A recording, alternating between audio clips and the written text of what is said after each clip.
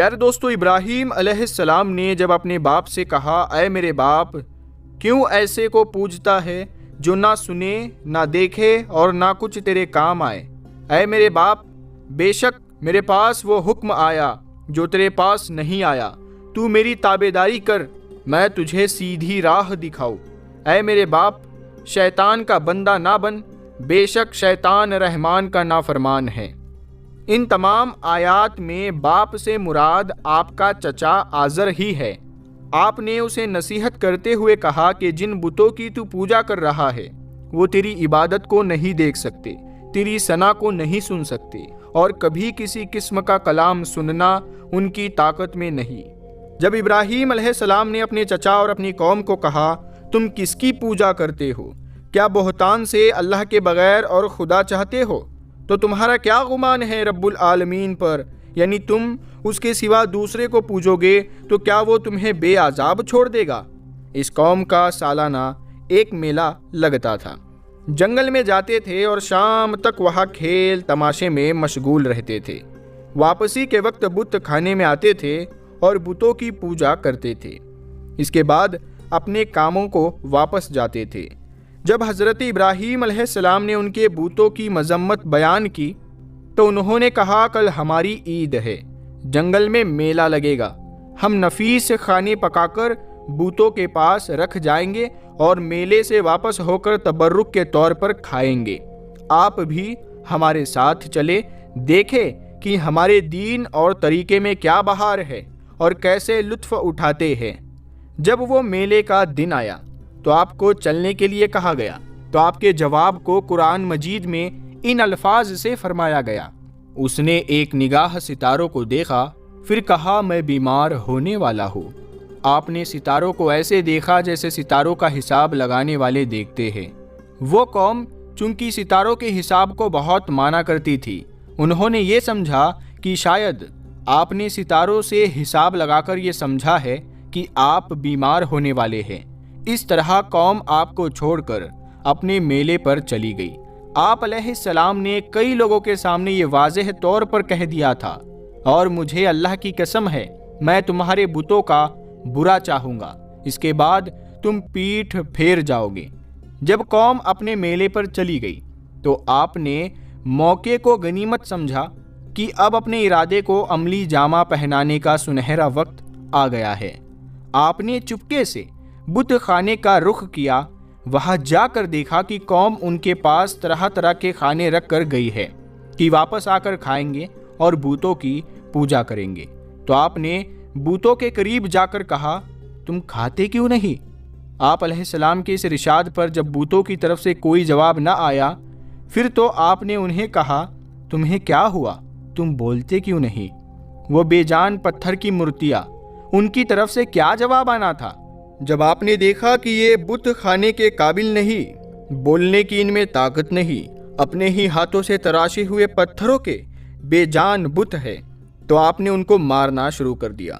آپ نے ان کے ٹکڑے ٹکڑے کر کے چورا چورا کر دیا، سوائے ایک کے جو ان سب سے بڑا تھا کہ شاید وہ اس سے کچھ پوچھے۔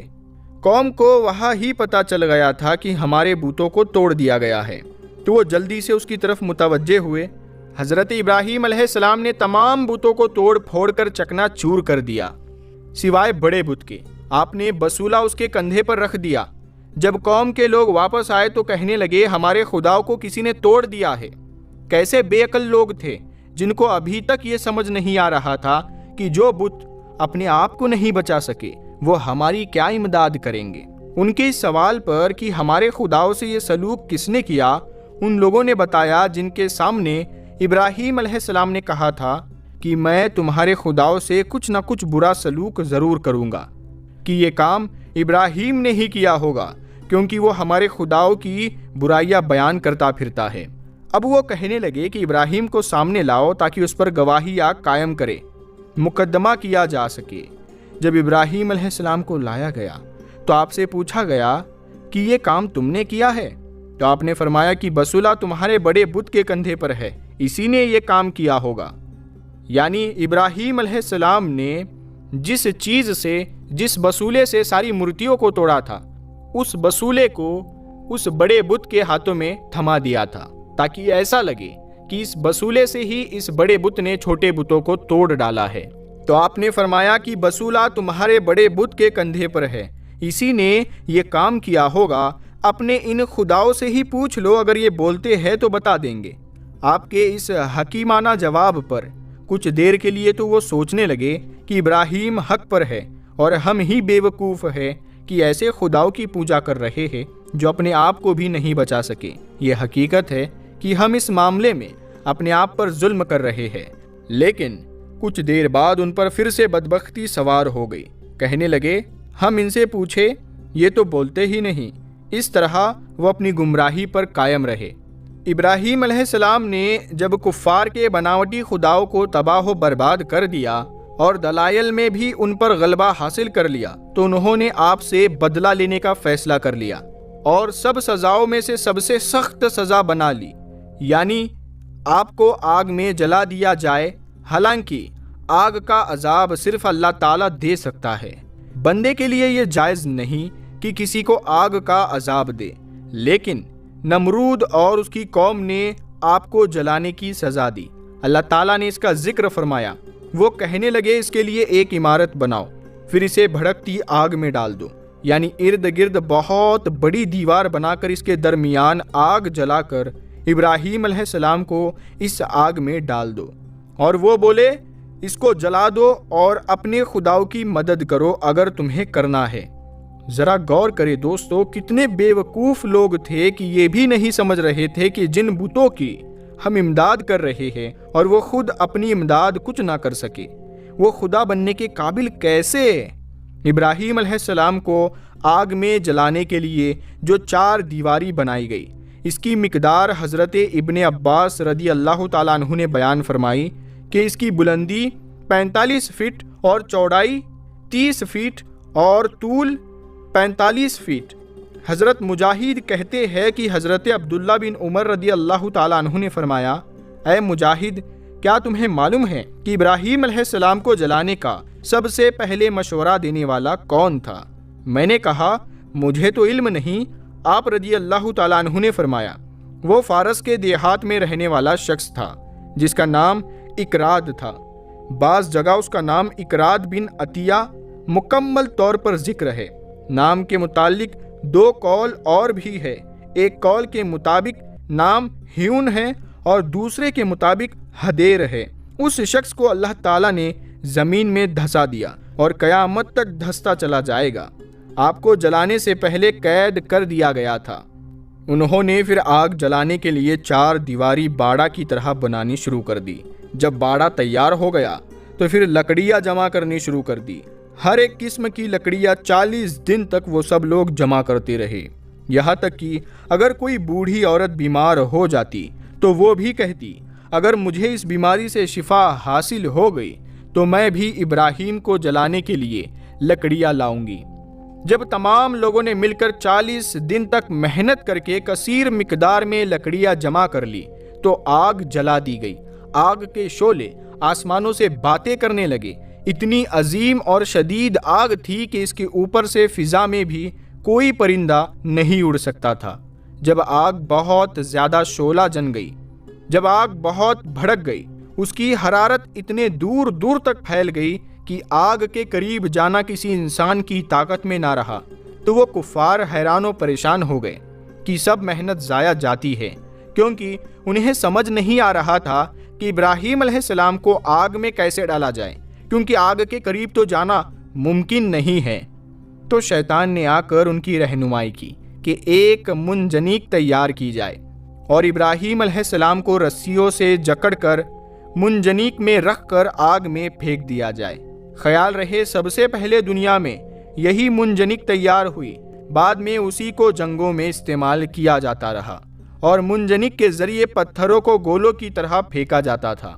हज़रत इब्राहीम अलैहिस्सलाम को जब रस्सियों से बांधकर मुंजनीक में रखा गया तो सिवाय जिन्नों और इंसानों के अल्लाह ताला की ज़मीन व आसमान की सारी मखलूक चिल्ला उठी और अल्लाह ताला के हुजूर फरियाद करने लगी, ऐ मौलाए कायनात, ज़मीन में सिवाय इब्राहीम अलैहिस्सलाम के कोई और नहीं जो तेरी इबादत करे। ऐ अल्लाह, आज वो तेरा नाम लेने की वजह से جلایا جا رہا ہے۔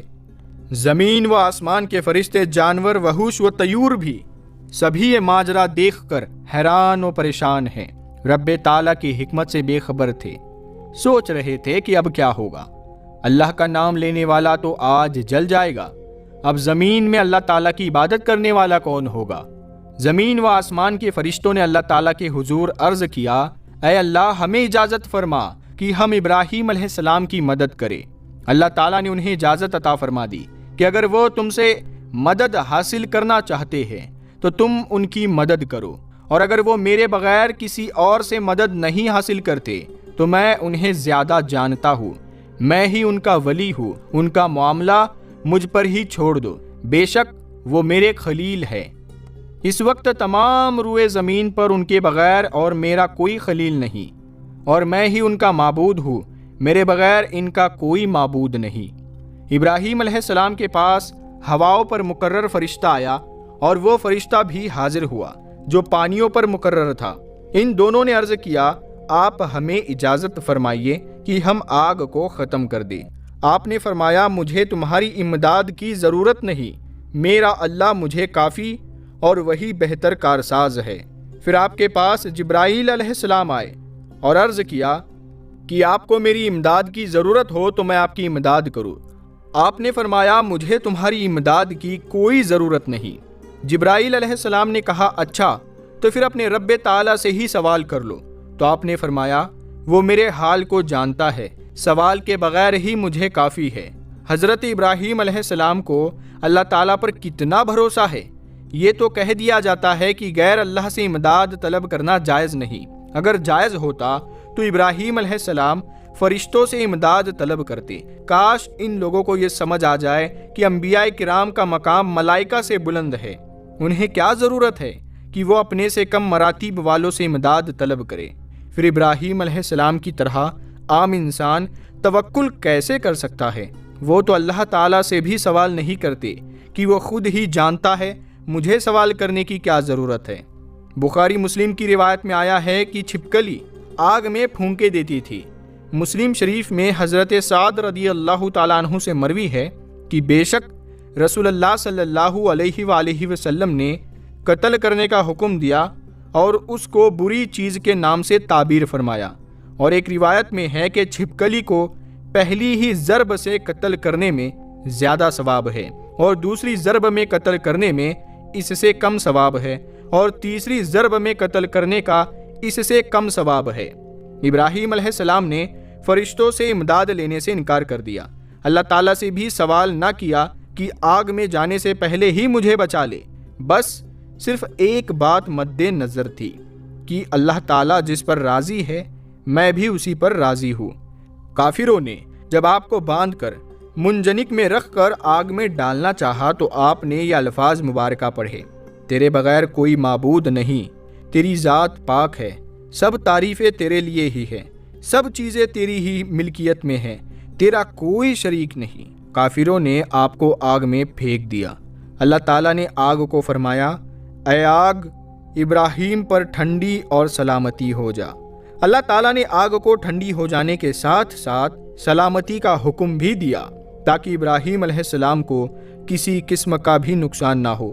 مسند احمد میں حضرت علی رضی اللہ تعالیٰ عنہ کا ارشاد مذکور ہے کہ اگر اللہ تعالیٰ آگ کو سلامہ کا حکم نہ دیتا تو آگ اتنی ٹھنڈی ہو جاتی کہ آپ سردی سے وفات پا جاتے۔ روایت میں آتا ہے کہ جب ابراہیم علیہ السلام کو آگ میں ڈالا گیا تو آگ باہر جلتی رہی، لیکن اس کی حرارت ابراہیم علیہ السلام تک نہ پہنچ سکی، بلکہ آگ کے اندر ایک باغ بنا دیا گیا۔ یعنی جب آپ کو آگ میں ڈالا گیا تو فرشتوں نے آپ کو پہلوؤں سے پکڑ کر ایک جگہ زمین میں بٹھا دیا جہاں ایک میٹھے پانی کا چشمہ تھا، اور ارد گرد گلاب، نرگس اور چمیلی کے پودے اور پھول اپنا حسین و جمال منظر پیش کر رہے تھے۔ آگ نے صرف ان رسیوں کو جلایا جن سے آپ کو باندھا گیا، اور ان کے جلنے سے بھی آپ کو کسی قسم کا کوئی ضرر نہیں ہوا۔ خیال رہے کہ جب ابراہیم علیہ السلام کی آگ کو ٹھنڈی ہونے کا حکم دیا، اس وقت دنیا میں ایسی آگ نہیں تھی جو بجھ نہ گئی ہو، یعنی دنیا کی تمام آگیں ایک مرتبہ بجھ گئی تھی۔ منہال بن عمر سے مروی ہے، وہ کہتے ہیں مجھے یہ خبر دی گئی کہ حضرت ابراہیم علیہ السلام آگ میں 40 یا 50 دن رہے۔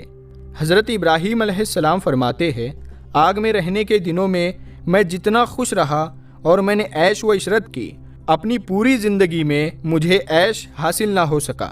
اللہ تعالیٰ نے سایہ پر مقرر فرشتے کو ابراہیم علیہ السلام کی ہی شکل میں ان پر بھیجا کہ وہ آپ کے پاس بیٹھے تاکہ وہ اس سے انس حاصل کرے۔ اکیلے ہونے کی وجہ سے آپ کو کوئی پریشانی نہ ہو۔ آپ کے پاس جبرائیل علیہ السلام جنت میں سے ایک ریشمی قمیض لائے اور کہا اے ابراہیم علیہ السلام، بے شک آپ کو رب کہتا ہے کہ آپ کو معلوم نہیں کہ میرے محبوبوں کو آگ نقصان نہیں پہنچا سکتی۔ نمرود نے اپنے محل کی بلندی سے دیکھا تو ابراہیم علیہ السلام کو ایک باغ میں بیٹھے ہوئے پایا اور ایک شخص یعنی فرشتے کو بھی آپ کے پاس بیٹھے ہوئے دیکھا اور آپ کے ارد گرد لکڑیوں کو جلتے ہوئے آگ کے شعلے بھڑکتے ہوئے دیکھ کر آپ کو پکارنے لگا، اے ابراہیم علیہ السلام، کیا تم اس آگ سے نکل سکتے ہو؟ آپ نے فرمایا ہاں نکل سکتا ہوں۔ اس نے کہا اٹھو اور نکل آؤ۔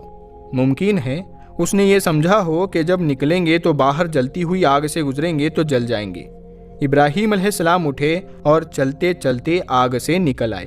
آپ علیہ السلام سے نمرود نے پوچھا کہ تمہارے پاس تمہاری ہی شکل کا دوسرا آدمی کون تھا؟ آپ نے فرمایا کہ وہ سایہ پر مقرر فرشتہ تھا جسے اللہ تعالیٰ نے میرے پاس اس لیے بھیجا تھا کہ مجھے اکیلے ہونے سے کسی قسم کی کوئی گھبراہٹ نہ ہو، بلکہ میں اس سے انس حاصل کر سکوں۔